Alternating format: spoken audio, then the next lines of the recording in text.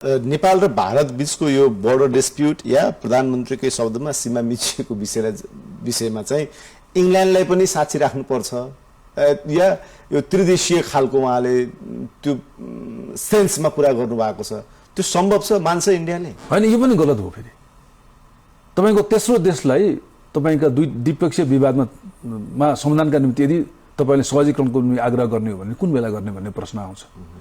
आज कतिसम्म समस्या छ? आजका दिनमा हामीले भारत र नेपालको बीचमा अघि मैले भनेको जुन विवादित विषय छ, टेरिटोरियल डिस्प्युटको विषय छ, कतै कहीँ हामीले संवाद त्यही विषयमा प्रवेश गरेर वार्तै गरेका छैनौँ। जब तपाईँ र म हाम्रो मेन मुद्दामा प्रवेशै गरेका छैनौँ भने तब सिधै तेस्रो देशलाई चाहिनेसँग पनि पहल गर्छु भन्नुको के मिनिङ रहन्छ र? त्यो भन्ने विषय हो। यो विषय के भारतले स्वीकार गर्छ? तर मैले अघि भने यो कस्तो हो भने एकातिर भनिया छ, हुँदै नहुने कुरा बोल्या छ, त्यसलाई चाहिँ भारतको तर्फबाट अब यसो हेर्दा भारत सरकारको प्रतिनिधित्व भन्ने, तर भारत नेपाल बुझ्ने भारतीय आफूलाई ठान्नेहरूले त बडा स्वागत गरे, पहिलो पल्ट स्वागतै गरेका छन्। जब दोस्रो पल्ट आउँछ अनि उहाँहरूले यसको विरोध गर्नुभएको छ। प्रोफेसर एसडी मुन्नीको एउटा पोस्ट हेरेका थिएँ कि PM Balen Shah deserve congratulation for accepting boldly that Nepal-India border issue is not a one-side. Nepal is sitting on India territory in Susta resulting from the change in the course of the river.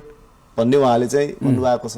भनेपछि हामीले त इन्डियनहरूलाई या counter पार्टलाई यति ठुलो मसला दियौँ कि भोलिका दिनमा हामी त कमजोर पार्टबाट चाहिँ नेगोसिएसनमा जानु। यो एस्टिमेटको पनि कति कसरी लेखा छ हेर्नु। राइट। हाम्रो प्रधानमन्त्री भन्छ मिचेको, ऊ भन्दा सिटिङ भनेको छ। राइट। भनेको त्यो त्यो सीमामा हैन कहिलेकाहीँ नदीको कोषका कारणले तलमाथि हुन्छ भन्ने सामान्य ढङ्गले उसले बोलेछ। यही एस्टिमेटलाई सुन्नलाई भोलि कति ठाउँमा नेपालले मिच्यो भने उसले पनि जवाफ दिन सक्दैन। कुनै इन्डियन गएको दिनमा आज कुनै पनि नेपाल भारत सम्बन्ध बुझ्ने भारतीयले नेपालले सीमा मिचेको कुरा कहीँ देखाउन सक्नु। प्रधानमन्त्रीले बोलेको कुरा इङ्ल्यान्डलाई चाहिँ हामी पनि आग्रह गर्छौँ अथवा इङ्ल्यान्डलाई हामी कुराकानी गरिरहेको छौँ भने दुईटा कुरा यहाँ पनि गल्ती छ। प्रधानमन्त्री गम्भीर गल्ती छ। पहिलो चाहिँ उहाँले भारतसँग कहिले नेपालले चाहिँ यो विषयमा प्रमाण राखेर हिस्टोरिकल म्याप डकुमेन्ट राखेर कहिले हामीले बायोलेटरल मिटिङ गऱ्यौँ, टेबल टक गऱ्यौँ? आज पनि गरेकै छैनौँ। आजसम्म जहाँ भरभर कुरा मात्रै भयो हाम्रो। हामीले बोल्यौँ, इन्डियाको तर्फबाट त्यहाँको परराष्ट्र मन्त्रालयले जवाब दियो, त्यतिमै सीमित छ। कहिले पनि यो विषयमा केन्द्रित भएर हामीले समाधान गरेकै छैनौँ। जब हामीले इपिजी बनायौँ, इपिजीको रिपोर्टमा के कुराहरू थिए त्यो पनि भारतले स्वीकार गरेन।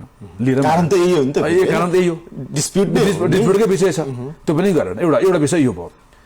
अर्को विषय तपाईँको भारतले नेपालको नेपाल र भारतको द्विपक्षीय सम्बन्ध, द्विपक्षीय मुद्दालाई अन्तर्राष्ट्रियकरण गर्न चाहन्छ।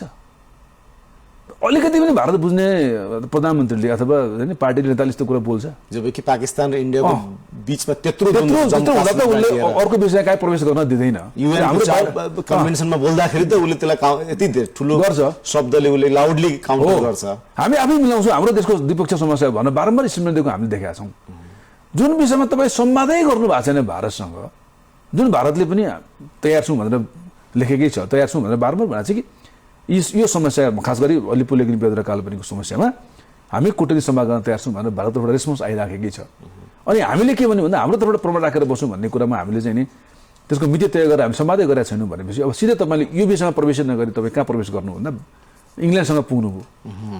अनि यसको बेसिस चाहिँ के त? अब दुनियाँमा फेरि के हुन्छ, राष्ट्रहरू बन्ने क्रम हुन्छ। एउटा नेसन स्टेटको के हुन्छ भने हिजो चाहिँ कोलोनियल भएको बेला होइन स्वतन्त्र भइसकेपछि सबै दायित्व स्वतन्त्र राष्ट्रले लिने हो।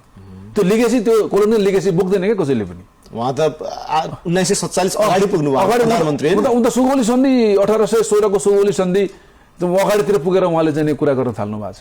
हामीले के भन्यो भने फाइन, त्यो काली नदी पूर्व त हाम्रै हो भनेर त, महाकाली पूर्व त हाम्रै हो भनेर त लेखेकै छ त, त्यो त पुरानो हामीसँग छ त। त्यहाँ त हामी कहाँ प्रवेशै गर्नु परेन, हामी नक्सै जारी गरिसक्यौँ। आज भारतलाई पनि यो टेबल टकमा बस्न किन गाह्रो भएको छ भने भारतभन्दा हामीसँग प्रमाण स्ट्रङ बलियो हामीसँग छ। त्यो टेरिटोरी 372 वर्ग किलोमिटर नेपाल भन्ने त स्थापित छ। भारतलाई भोलि बसमा बस्दै गर्दा चाहिँ नेपालको टेरिटोरी हो भन्ने प्रमाण हुन्छ भनेर भारत बस्न मानेको छैन। तर त्यो नमान्दा पनि त, नमानेको कुरा पनि त कसरी जाहेर हुनु पर्यो, सार्वजनिक हुनु पर्यो भने संवाद धेरै राउन्ड भएर कुरा नमिलेको हुनु पर्यो।